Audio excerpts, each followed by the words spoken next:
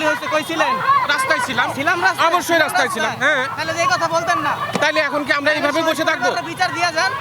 আমাদের ঢাকায় রাখলে সব সমস্যার সমাধান হয়ে যাবে। এখানে বলেন যান প্রধান যে উপদেষ্টার প্রধান কাছে যান। উপদেষ্টা সাহেব, যান। আপনার কারণে রাস্তা অবরোধ হয়েছে, সেখানে যান আমরা আপনারা। যাতায়াত করতে অনেক আমারে কষ্ট ঢাকায় রাখলে যদি সমস্যার সমাধান হয়ে যায় এখানে তাহলে বলেন। আপনারা আমারে ঢাকায় রাখেন। আপনি শহীদ পরিবারের দাবি মেনে নেন, এটা আপনি জনগণ হিসেবে এরকম বলেন। হাজারো লোক রাস্তায় পড়ে আছে, জনগণ হিসেবে হাজারো লোক। বলেন। আপনারা আসেন, নামেন, বলেন যে আপনাদের কারণে আমাদের সমস্যা হচ্ছে, আমাদের সমাধান করে দেন। তাহলে এখন কি করবো? আমরা এখানে দাঁড়ায় থাকবো? দাঁড়ায় থাকতে হবে।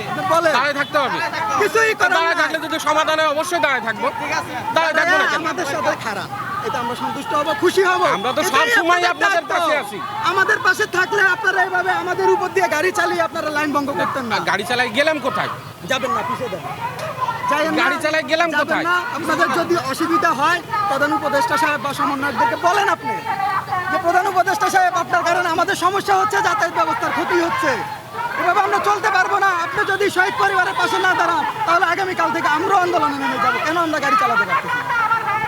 এরকম কথা আপনাদের মুখ থেকে আসবে না কেন? আপনাদের কেউ শহীদ হয়নি, এটাই আমাদের হয়েছে, এই জন্যই আমাদের জলে উপদেষ্টারা তো এখন অনেক উপরের লোক। অনেক উপরের লোক। আপনি ওইখানে প্রতিবাদ না উপরের লোক করেন, আমাদের উপদেষ্টারা। মতো মাঠে এসে প্রতিবাদ করেন, এখানে এখন করেন। এইভাবে যদি হয় সাধারণ নাগরিকের যে একটা ক্ষয়ক্ষতি বা দৈনন্দিন জীবনের যে কাজ, এটা কতটা ব্যাহত হইতেছে, বাংলাদেশের প্রত্যেকটা দাবি এভাবেই এটা হয়েছে।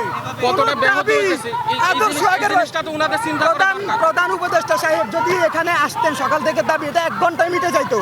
সে 1 ঘন্টাকে তিনি 12 ঘন্টায় পরিণত কেন করতেছেন জানি না, এটা 12 দিনে উনি ঘটান কিনা। তিনি আসতেছেন না কেন? তিনি তিনার আসন পেয়ে গেছেন, তিনার চেয়ার পেয়ে গেছেন, তেনার আসার সময় নাই, তাহার সত্য হাসিল হয়ে গেছে। এটাই কি তার লক্ষ্য ছিল? রক্তের বিনিময়ে আমি এই চেয়ারে বসবো, তারপরে শহীদ পরিবার রাস্তায় পরে মরে যাক, আমি তাদের সামনে যাব না? এটাই কি ছিল? একটু মানবিক দৃষ্টি জ্ঞান থেকে বলবেন।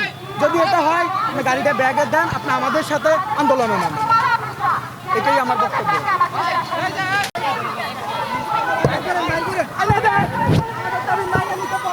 আপনারা আমাদের সাথে আসেন।